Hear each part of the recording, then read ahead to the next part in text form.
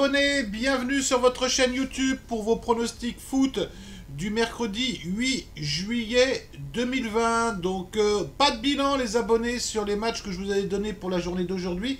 On le fera demain pour la simple raison, si vous voulez, que les matchs, au moment où je fais la vidéo, les matchs n'ont pas encore eu lieu. Donc j'espère que ça va bien se passer. Donc on va directement passer aux deux matchs, effectivement, pour la journée de mercredi. Ne pète pas les plombs, Edouard, ne pète pas les plombs. Je sens que tu vas péter les plombs sur les deux pronostics que tu vas nous proposer. Non, je vous promets que je vais essayer de ne pas péter les plombs. Je veux juste vous expliquer que les deux pronostics sont risqués. Donc vous y allez vraiment si vous le sentez. Parce que j'ai besoin de tenter des coups. C'est comme ça, le foot. J'ai une approche du foot, les abonnés, sans vous raconter ma vie, qui est complètement différente du tennis. C'est que le tennis, j'essaie d'être extrêmement rigoureux, extrêmement efficace. Le foot, je suis plus dans une optique de m'amuser, si vous voulez. Donc c'est pour ça, vraiment, je veux vous le dire, ne suivez les pronostics uniquement si vous les sentez. Donc le premier match que je vous ai retenu, c'est l'Atalanta contre la Sampdoria. Je vous rassure, je ne vais pas vous donner la Sampdoria gagnée, il ne faut peut-être pas déconner. Je vais essayer d'être un petit peu plus précis que ça. J'ai surtout vu, les abonnés, un point qui est important, c'est lorsque l'Atalanta joue à domicile contre la Sampdoria. Attention, ceux qui veulent jouer l'Atalanta, la Sampdoria réussit bien, en règle générale, lorsqu'ils jouent là-bas. Mais par contre, c'est une équipe de l'Atalanta qui tourne vraiment très bien. Mais j'ai remarqué, vous voyez, qu'il n'y a pas tant de buts, effectivement, quand ces deux équipes jouent l'une contre l'autre. On a eu 2 fois un under, on a eu 3 fois un over, je dirais, de justesse. Donc c'est plus un under but que je vais vous proposer. Donc je vais vous proposer un under 3,25. On y revient à la fin de la vidéo.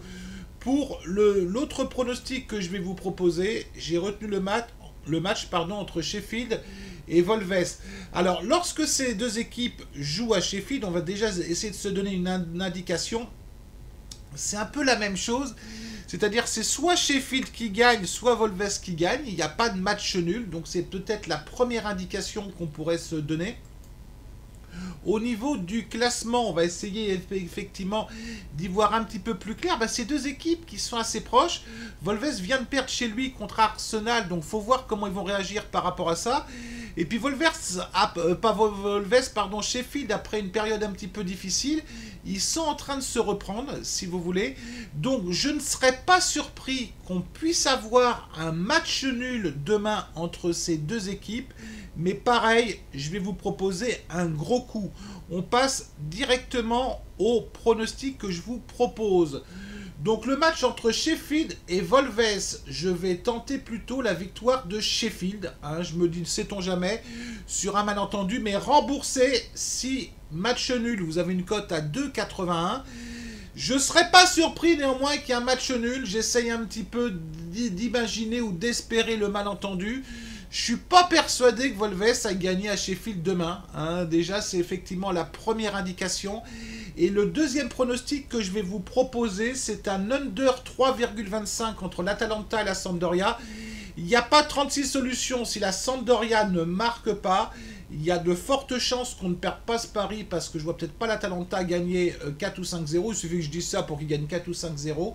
Ça veut dire qu'est-ce qui se passe? Si j'ai 3 buts, je gagne effectivement 50% de mon pari. Si j'ai 0 but, 1 but ou 2 buts, je gagne mon pronostic. Et si j'ai 4 buts, je perds mon pronostic. Pour ceux qui jouent sur les books français, vous pouvez éventuellement aller sur l'under 3,50. Je pense que la cote est peut-être pas forcément dégueulasse. Vous devez être à une cote aux alentours d'1,70. Toute la base, si vous voulez, c'est faut pas que la Sampdoria marque un but. Si la Sampdoria marque un but, on est un peu dans le caca, comme je vous dirais. Voilà les abonnés, donc j'ai terminé, j'ai fait plus court que d'habitude, c'est bien. Vous voyez, pas trop de pétage de plomb aujourd'hui, c'est pas mal. Donc on va essayer de persévérer dans ce sens-là. Non, on va pas persévérer dans ce sens-là.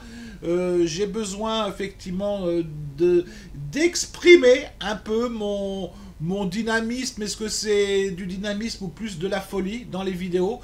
Voilà, vous devez ressentir que je m'amuse et puis je sens que vous les abonnés ça vous plaît, donc si ça vous plaît et moi je m'amuse, et écoutez, c'est pas mal, voilà.